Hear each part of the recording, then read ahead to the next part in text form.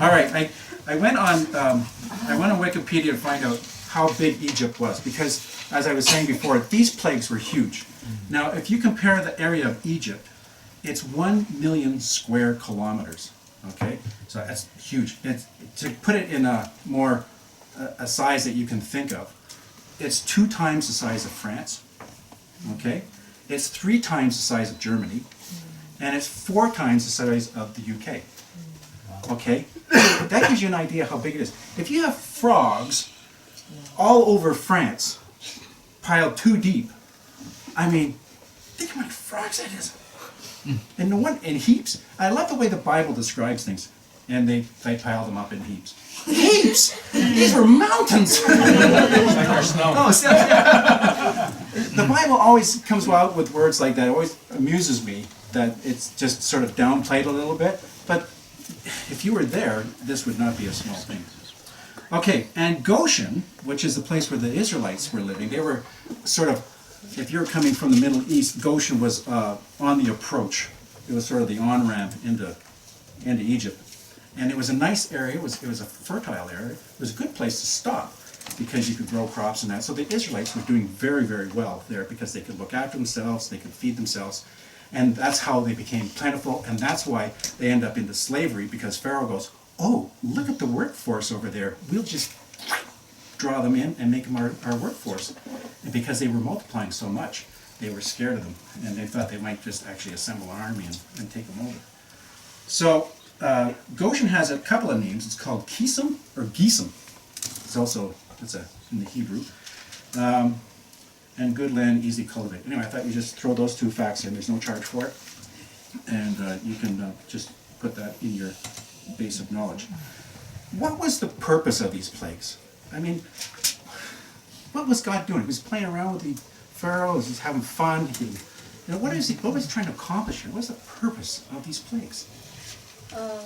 One purpose probably show Egyptians and also show Israelites the power of God, who is a real power, who is only God. So like show them the signs. Yes. Yeah. Show them who's God. Who is God? Yeah. Okay. Good. Yeah. Good point. Anything else? Was there? I'll give you what I'm going with. This one is. Was there any benefit for the Israelites to watch this? To be participating in this? Strengthen their faith. When you read on later on in the scriptures, how Moses led the children through this whole slavery period, and then he took them out in the desert. It became a nation's history, right? Of how, and a lot of the symbolism, like the Passover feast, came out of this, right? It's not in this chapter, but later on, you get some of these lessons, major spiritual lessons coming out of here for the children of Israel. So that was another reason that God had for these plagues. Anything else you can think of?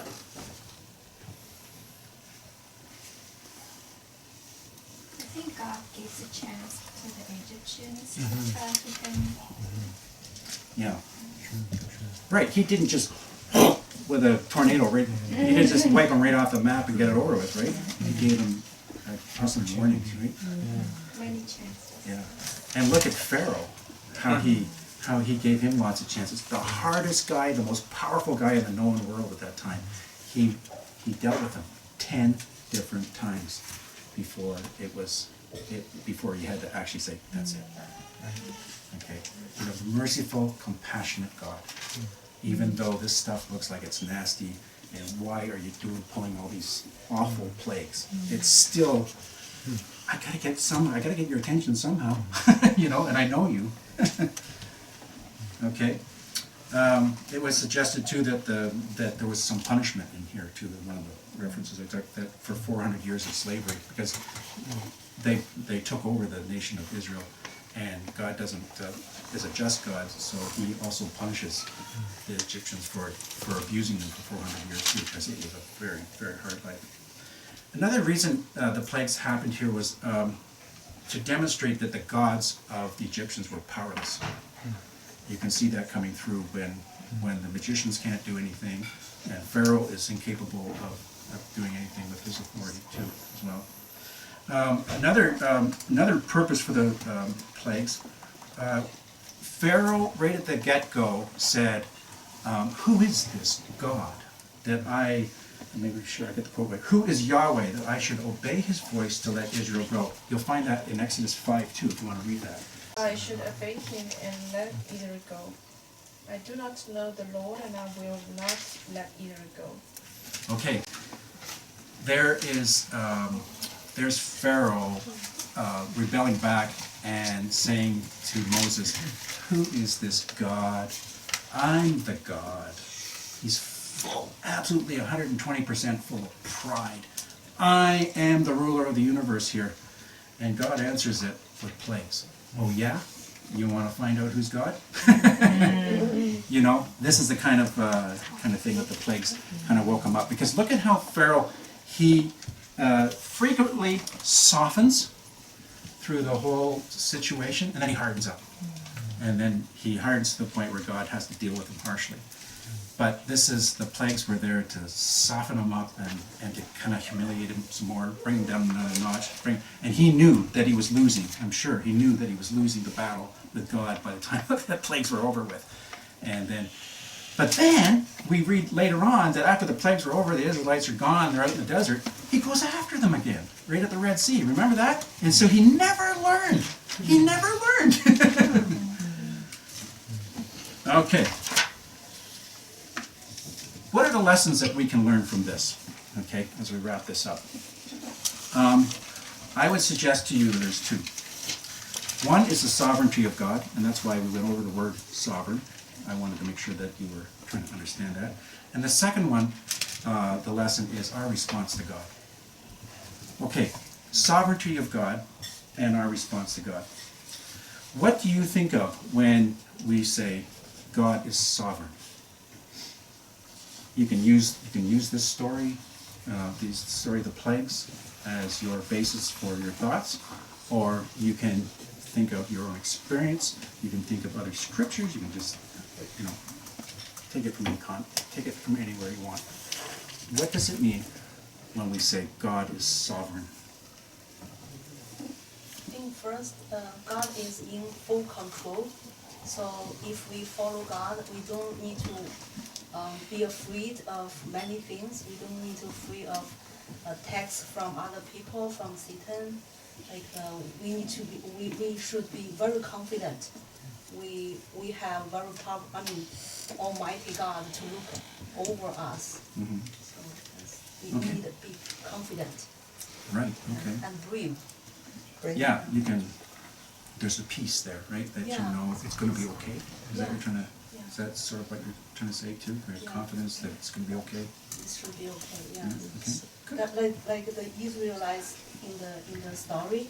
So their position is a slave, right? So they want to kind of get rid of these Egyptians. So that's a very hard situation for them. Sometimes they get afraid, but like God telling them, through these signs, telling them you don't need to be afraid. Mm-hmm. I'm your God. Yeah. I can do everything. I'm in full control. So you just follow me. Yeah, especially I think when the flies didn't show up in Goshen Yeah. and it showed up in Egypt, you go, Yeah. "Woohoo, yes." You know? Yeah, this would give you confidence. Confident. Mm-hmm. Okay. Anybody else want to share something? What does it mean when we say God is sovereign? If you can go back to even a dictionary definition if you want. What does sovereign mean? I think it means that he still sits on the throne of the universe. He's still the king of the whole universe. Mm-hmm. And he doesn't always exercise his authority so that circumstances don't seem all the time as if God is all powerful or the authority over everything. Like for instance, our government sometimes does stuff maybe like Pharaoh that are against God's ways. But he still sits on the throne, and he's patient, Mm-hmm. right? He's not, he could, do something drastic, like the 10th plague, but Yeah. no, he's patient, right? And he's still it's different than a dictator, right? Right. A dictator has power over everything. But sovereignty, the character of the person in God, in this case, Yahweh, the character of him comes out in his sovereignty. He's compassionate, he's loving, he's long-suffering. So when God is sovereign, perhaps we could suggest that his character comes out in a over, like an entire territory, which is the universe. He's in control of. Nothing rattles him. Okay, nothing disturbs him. Total control. Anybody else want to suggest something? I think like God knows what he's doing. Like although we don't understand it, although we don't know why he's doing something, he is sovereign, which like we can trust in him that he knows and he has a good purpose. Are you thinking of the verse, "My ways are not your ways"? Not really, but yeah. Would that play into what you're thinking? The way he does things is so much different than what we think, because he has the total picture and he has all the power to do whatever he wants with it. Okay. All right. Okay. Len, just the one thing that strikes me in this is that as God is gracious and merciful, I think Pharaoh sees it as a sign of weakness. I think if Pharaoh had his foot on the neck of an enemy, he would crush him. And yet, so many times when God puts a foot on Pharaoh's neck of a plague, he lifts his foot off and gives him a chance to change his heart. And Pharaoh, I think, sees it as a sign of weakness on God's part. And says, "Oh, I have a chance to get out from under this now," and see, he didn't have the strength to follow through, so I don't have to obey, and so I think he sees things from his own perspective, and that's a part of what the hardening is there. That God is gracious, only says, "Let's try just this to see if he will listen," and he doesn't listen. And he sees it as either he's escaped or God has not been willing to follow through, and that just seems what the hardening is, as you explained, sort of the heavier and heavier plagues. And a sovereign God would know the heart of Pharaoh and know the end, right? Yeah. So how he dealt with Pharaoh through the whole process was a very just way to do it. God knew what Pharaoh was going to do in the end. So it wasn't like God threw up his hands and said, "I give up with this guy. Let's drown him in the sea." He didn't do that at all. He dealt with him justly, just like he has dealt with us justly. I think there's a difference here between two kings, right? Sovereignty is about kings. You got a king of a very big country. It's the only superpower at that time. 1,000,000 square feet is a lot of land. But you got a king of the whole universe. The king of Egypt, by Jacob says, would crush you if he gets a chance. But God is just slowly building up. Okay? Let me warn you first, with all these fights, it's just pesky, irritating, you know? It doesn't do any harm to you. After that, they are gone. You go back to your old ways. And God, okay. Then he would raise the intensity. Okay, now it's not just an irritation, your animals are dying. And Pharaoh said, please take it away. And it's taken away, he goes back to his old ways. And God will raise intensity again one more time. We find that the destruction is not just of the animals, but of the houses, because when the hailstones come down, houses get damaged, animals get hurt, people get injured. And still Pharaoh says, I don't care. And that's when finally Pharaoh says, God says, then your sons, the firstborn sons, will die. So Pharaoh was a bit of an opportunist, wasn't he? As soon as he saw a crack in the curtains there, he went for it. I'm out of here, and forget that whatever happened for it, it's meaningless. I'm going this way. So here we talk about a king or a master, who is just willing to let you register the message he's sending you in a soft way, And if you don't take the soft way, then he will come hard. But it takes a long time before he finally says, okay, you're not listening 9 times, now the 10th time you will listen. And God could have done it first. Didn't need to wait 10 times, just the first time, I'm going to do this and you listen. Let's make this a bit more personal. As I was preparing for this, I thought, how much room do I give God in my life? Like, I believe I'm Christian, but do I actually give him 100%? Do I give him a chance to work, or he helps me out, and then I run and go back to how I can control things? There's a little similarity here. Maybe not.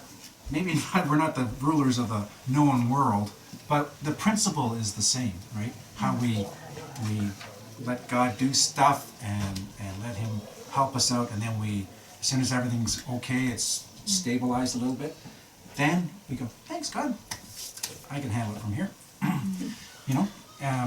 Just a question. We don't want any answers right now, but just ask yourself that. How much room do I give God in my life? Okay, the second one is our response to God.